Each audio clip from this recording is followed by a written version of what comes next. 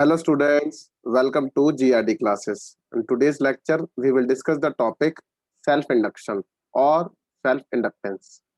तो यहाँ पर आपको सबसे पहले नजर आ रहा होगा कि ये एक सोलेनॉइड है। क्या है बेटा? ये एक सोलेनॉइड, जैसे आपने चैप्टर नंबर 4 में पढ़ रखा है कि ये एक सोलेनॉइड होती है। तो सोलेनॉइड जैसे ये एक रजिस्टर होता है ना, ये रजिस्टर को आर कहते हैं, ठीक है। कैपेसिटेंस और यू कैन से कैपेसिटर को सी कहते हैं। वैसे ही एक इंडक्टर होता है, तो इंडक्टर को एल कहा जाता है। तो उसका सिंबल जो है ये सोलेनॉइड होता है, ठीक है। तो ये सोलेनॉइड जो स्प्रिंग जैसा आपके पेन के जो स्प्रिंग में नजर आएगा, तो वो एक सोलेनॉइड है, ठीक है। अच्छा अच्छा, तो अब देखो जरा, अब यहाँ पर क्या है कि यहाँ पर अगर आप करंट आई पास कराते हैं, इस कॉइल से अगर आप करंट आई पास कराते हैं, तो आप क्या देखते हैं कि इसके अंदर कुछ मैग्नेटिक फील्ड लाइंस बनती हैं। वो जो मैग्नेटिक फील्ड लाइंस हैं विद इन दिस सोलेनॉइड होंगी। तो जितनी ज्यादा आप करंट पास करा देंगे, ठीक उसी तरीके से इसके अंदर मैग्नेटिक फील्ड लाइंस बनती चली जाएंगी। ज्यादा करंट, ज्यादा मैग्नेटिक फील्ड लाइंस। ओके। तो अगर ज्यादा करंट फ्लो होता है तो हमें क्या पता चलता है कि जितना ज्यादा करंट इंक्रीज होगा, जितना ज्यादा करंट इंक्रीज होगा, अगर लेट अस सपोज मैं एक कॉइल की बात करूं, जस्ट एक टर्न की, not coil, that is turn. तो अगर यहां से करंट आई पास कराओगे तो बेटा इसके अंदर मैग्नेटिक फील्ड लाइंस इस तरीके से बनेंगी। तो क्या चीज इंक्रीज हो रही है? तो आप बोलेंगे मैग्नेटिक फील्ड लाइंस इंक्रीज हो रही हैं। तो करंट के इंक्रीज करने से मैग्नेटिक फील्ड लाइंस इंक्रीज होती हैं। तो कहता है क्या कुछ और भी चीज इंक्रीज होती है? कहते हैं हाँ। तो मैग्नेटिक फ्लक्स भी आपका इंक्रीज होगा। ये जो मैग्नेटिक फ्लक्स है दैट इज फाई, और यहाँ पर इसको हमने स्मॉल से बी लिखा हुआ है, दैट इज मैग्नेटिक फ्लक्स, वो भी इंक्रीज होगा। तो करंट के इंक्रीज करने से मैग्नेटिक फील्ड लाइंस इंक्रीज होंगी। जितना ज्यादा मैग्नेटिक फील्ड लाइंस इंक्रीज होंगी, उतना ज्यादा मैग्नेटिक फ्लक्स भी इंक्रीज होगा। अब अब बात ये आती है कि जितना ज्यादा अगर मैग्नेटिक फील्ड इंक्रीज होता है, मैग्नेटिक फील्ड लाइंस इंक्रीज होती हैं, तो इसको अपोज करने के लिए इसी कॉइल के अंदर एक और चीज इंड्यूस हो जाती है। और वो जो इंड्यूस है वो ये येलो कलर की इस तरीके से दिखा रहा हूं, that is called EMF. EMF की जो डायरेक्शन है वो इस डायरेक्शन में है, दैट इज ई, जो इस वाले मैग्नेटिक फील्ड को अपोज करता है। कहते हैं कैसे? आपने अपने डेली लाइफ में देखा होगा, आपके घर में किचन में मम्मी जिस टाइम दूध को बार बार बार बार इस तरीके से घुमाते हैं मिक्सी में और एक मदानी से, तो आप क्या देखते हैं कि उसके अंदर मक्खन बन जाता है, मक्खन निकल के आता है। तो आप कहते हैं कि दूध में मक्खन कैसे निकल गया? तो ये एक इंटरनल प्रॉपर्टी है, तो वो इंड्यूस्ड होता है। वो इंड्यूस कब होता है? जिस टाइम आप करंट को इंक्रीज करते चले जाते हैं। मतलब जितनी ज्यादा तेजी से घुमाएंगे, उतनी ज्यादा जल्दी उसके अंदर क्या होगा? ईएमएफ इंड्यूस होगा, ठीक है। तो यहाँ पर एक लाइन लिखी हुई है कि सेल्फ इंडक्शन के बारे में बता रखा है। कहते हैं कि ये सेल्फ इंडक्शन क्या है। कहता है self induction is the property of a coil, एक कॉइल की प्रॉपर्टी है, by virtue of which the coil opposes any change। Coil oppose करती है एक चेंज को।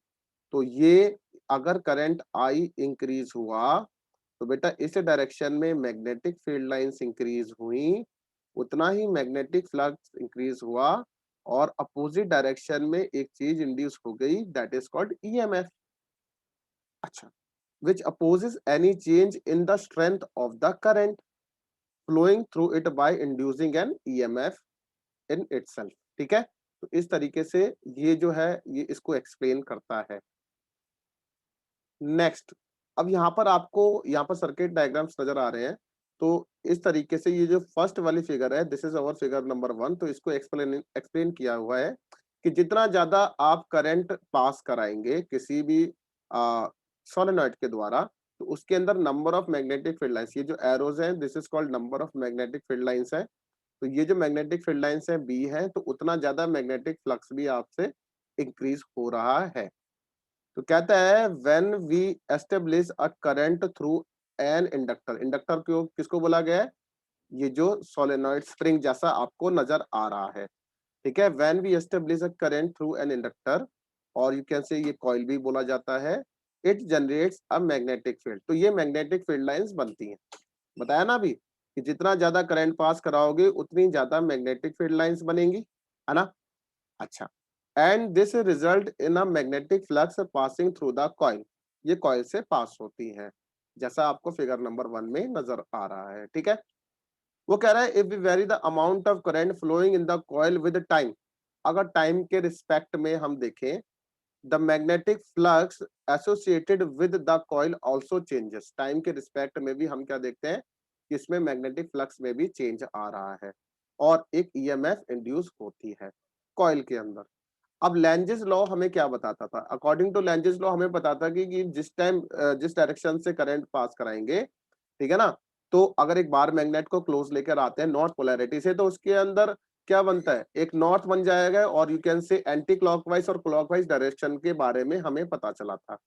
तो क्योंकि वो फ्लक्स का चेंज हो रहा था, जिसके कारण क्या हुआ था, करंट इंड्यूस हुआ था। ठीक है, अच्छा, तो कहता है according to Lenz's law the direction of induced EMF, अब ये जो डायरेक्शन जो है ये इसको बताता है कि ज्यादा करंट इंक्रीज कराएंगे तो किस तरीके से डायरेक्शन में चेंज आता है। ठीक है, तो डायरेक्शन ऑफ ईएमएफ इंड्यूस जो होगी in such that it opposes its cause, ठीक है ना, that is oppose the change in current और मैग्नेटिक फ्लक्स। जैसा मैंने लेंजेस लॉ में भी बताया था, किसी नॉर्थ मैग्नेट को अगर हम पास लेके आते हैं तो पास लेने पर आने पर क्या होता है, उसके अंदर नॉर्थ पोलैरिटी बन जाती है और करंट एंटी क्लॉकवाइज डायरेक्शन में बनता है। दूर लेके जाते हैं नॉर्थ पोलैरिटी को, तो वो अपने आप अपने अंदर क्या इंड्यूस कर लेता है, अपोजिंग ईएमएफ और डायरेक्शन को साउथ बना लेता है। ठीक है, अपोजिट पोलैरिटी बना लेता है। कहता है this phenomena of production of opposing induced EMF in inductor और coil itself due to time varying current, कभी कॉइल हमने दूर रखी है बार मैग्नेट से, फिर हम कॉइल को पास ले आएंगे और क्या यू कैन से बार मैग्नेट को पास ले आएंगे, तो टाइम के रिस्पेक्ट में पोजीशन के चेंज होने से ईएमएफ इंड्यूस होता है फ्लक्स के चेंज होने से, ये याद रखिए। ठीक है ना, अगर कहता है if I is the amount of current, अगर आई भी the total amount of current है फ्लोइंग इन द कॉइल, इस कॉइल से अगर टोटल आई करंट इंड्यूस हम पास करा रहे हैं, तो कहता है करंट को अगर आप इंक्रीज करते जाएंगे तो इसके अपोजिट डायरेक्शन में ईएमएफ बनेगी। ठीक है, अगर करंट की वैल्यू को डिक्रीज करेंगे तो वो उसी डायरेक्शन में जाएगा जिस डायरेक्शन में वो सर्किट को कंप्लीट करना चाहता है। ठीक है, अब इसके बाद एक और बात पता चलती है कि जितना ज्यादा आप करंट चेंज करा रहे हैं उतना ही ज्यादा फ्लक्स का चेंज हो रहा है। तो अकॉर्डिंग टू द इक्वेशन जो फाई है वो डायरेक्टली प्रोपोर्शनल टू आई है। ठीक है, अब फाई जो है यहाँ डायरेक्टली का साइन हट जाएगा तो एल आई लग जाएगा। ठीक है, अब एल जो है, वेयर एल जो है बेटा वो क्या है, सेल्फ इंडक्टेंस। क्या बोला गया इसे, सेल्फ इंडक्टेंस। ओके, तो ये अगर हमारे पास इक्वेशन नंबर 1 है तो बेटा एल किसकी बराबर हो जाएगा, फाई अपॉन आई। ठीक है, this is my equation number 2। अब फैराडे के according, according to Faraday law, according to Faraday second law, क्या कहता है बेटा वो, ईएमएफ जो इंड्यूस हो रही है वो minus d phi by d t की बराबर है। तो this is our equation number 3। तो अब हम क्या कर देंगे यहाँ पर, put equation number 1 in equation number 3। ऐसा करने से ईएमएफ जो होगा बेटा minus d by d t of phi, phi can you can say L I, तो बेटा एल बाहर आ जाएगा।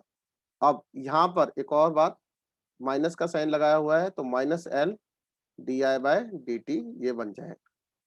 क्लियर, तो अगर वो कहता है कि ईएमएफ जो है वो minus L d I by d t है, तो कहता है if d I by d t अगर यूनिट अमाउंट हो जाए, करंट पर यूनिट टाइम जो होता है अगर यूनिट हो जाए, ठीक है, तो और यू कैन से 1 हो जाए, तो बेटा ईएमएफ कितना हो जाएगा, माइनस एल। तो आपको साफ साफ नजर आ रहा है कि ईएमएफ सेल्फ इंडक्टेंस अपोज करते हैं एक दूसरे की डायरेक्शन में। ठीक है ना, मतलब सेल्फ इंडक्टेंस जो है अपोजिंग ईएमएफ इंड्यूस करता है। ठीक है, अच्छा, तो यहाँ पर जो है आपको एक और बात पूछी जा सकती है कि यूनिट बताइए, यूनिट ऑफ सेल्फ इंडक्टेंस। तो सेल्फ इंडक्टेंस की जो यूनिट रहेगी तो क्या रहेगी, आपको पता होना चाहिए, आपने पहले भी पढ़ रखा है कि that is called Henry.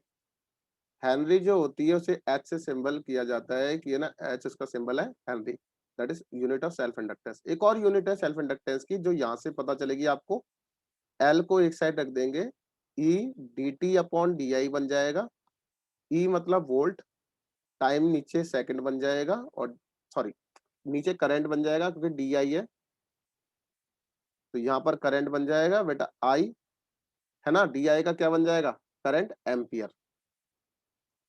Okay, और टाइम के लिए हम सेकंड पुट कर देंगे, तो ये बन जाएगा वोल्ट सेकंड पर एम्पियर। तो ये भी एक यूनिट है सेल्फ इंडक्टेंस की। आई होप कि आपको यहाँ तक क्लियर होता है। अब यहाँ पर एक और टॉपिक आता है, डेरिवेशन ऑफ सेल्फ इंडक्टेंस, काफी फेमस है। तो अब मैं क्या करूंगा, यहाँ पे सेल्फ इंडक्टेंस के लिए मैं एक लॉन्ग सोलेनॉइड बनाई है, इस तरीके से आपको पेपर में बनानी है। इसमें आप करंट आई पास कराएंगे। अगर आप इसके अंदर करंट आई पास कराएंगे तो आप सभी बच्चों को पता है कि यहाँ पर ये है एक्सिस ऑफ सोलेनॉइड, क्लियर। अब इस एक्सिस ऑफ सोलेनॉइड के पैरेलल यहाँ पर हम कुछ मैग्नेटिक फील्ड लाइंस को भी ड्रॉ कर देते हैं। तो ये मैग्नेटिक फील्ड लाइंस अगर मैं यहाँ पे ड्रॉ कर रहा हूँ, ठीक है, तो अब इस तरीके से एक और मैग्नेटिक फील्ड लाइंस यहाँ पर बन जाएगी। तो दिस रिप्रेजेंट बी, ठीक है।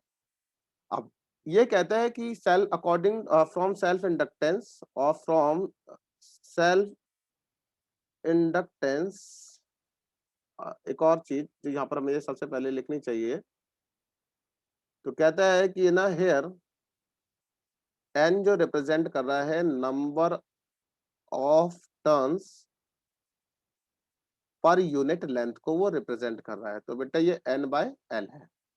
ओके, तो यहाँ से जो एन की वैल्यू हो जाएगी वो एन एल हो जाएगी टोटल नंबर ऑफ टर्न्स के लिए, ठीक है। वो कह रहा है फ्रॉम सोलेनॉइड, जो चैप्टर 4 में पढ़ा है, तो मैग्नेटिक फील्ड की जो अमाउंट होगी बी वो किसके बराबर होता है बेटा, म्यू नॉट एन आई, है ना। अच्छा, तो कहता है एक कॉइल से जो फ्लक्स लिंक कर रहा है, flux linked with one turn, एक टर्न से, तो आप बोलेंगे फाई इक्वल्स टू किसके बराबर है, बी ए, ठीक है ना। अच्छा, तो अब यहाँ पर जो है बी की वैल्यू कितनी है, म्यू नॉट एन आई, ये मैं यूजिंग इक्वेशन 1 कर दिया, इनटू ए हो गया यूजिंग इक्वेशन 1। अब कितनी नंबर ऑफ टर्न्स है, टोटल नंबर ऑफ टर्न्स है एन, तो उनसे कितना फ्लक्स करेगा, flux flux linked with N turns, N turn से जो फ्लक्स लिंक करेगा बेटा वो बी ए एन हो जाएगा। अब ये इक्वेशन नंबर मान लिया जाए 2 है, तो यूजिंग इक्वेशन 1 फाइव जो बन जाएगा mu naught N I A into N बन जाएगा, ठीक है। अब एन आपको पता है एन बाई एल है, तो mu naught N I A N upon ये एल हो जाएगा, तो mu naught N square I A divided by L हो गया, क्लियर। तो this is my equation number 3। Also you know that कि फ्रॉम सेल्फ इंडक्टेंस से हमने फ्लक्स का भी थोड़ी देर पहले ही फॉर्मूला निकाला है, that is phi which is equals to L I, है ना। अब ये भी फ्लक्स है, ऑल टर्न से ये सेल्फ इंडक्टेंस के थ्रू फ्लक्स बनता है, तो दोनों को इक्वेट कर देंगे यूजिंग इक्वेशन नंबर 3 एंड 4। बेटा एल आई जो बन जाएगा which is equals to mu naught N square I A by L है। तो बेटा यहाँ से आई कैंसिल कर देते हैं, तो सेल्फ इंडक्टेंस का फॉर्मूला बन जाएगा mu naught N square A by L. Important relation है बेटा ये, आपको न्यूमेरिकल पर्पस के लिए इसके बारे में पता होना चाहिए। तो मैंने यहाँ पर अभी क्या लिखा है, जो म्यू नॉट एन, यहाँ पर मैंने लिखा है कि जो एल है दैट इज सेल्फ इंडक्टेंस, वो mu naught N square A by L है। तो फैक्टर्स जो यहाँ पर नजर आते हैं सेल्फ इंडक्टेंस के, वो बेटा डायरेक्टली प्रोपोर्शनल टू ये है, एक होता है परमिटिविटी ऑफ फ्री स्पेस, है ना। तो ये जो है इस म्यू नॉट के डायरेक्टली प्रोपोर्शनल माना जाएगा, वो नंबर ऑफ टर्न्स के स्क्वायर के डायरेक्टली प्रोपोर्शनल है, एरिया ऑफ क्रॉस सेक्शन के डायरेक्टली प्रोपोर्शनल है, और बेटा इनवर्सली प्रोपोर्शनल टू लेंथ है। तो इनके बारे में आपको याद रखना है। आई होप आज के लेक्चर में हमने जो सेल्फ इंडक्टेंस के बारे में डिस्कशन किया वो आपको क्लियर होता है। Thank you very much.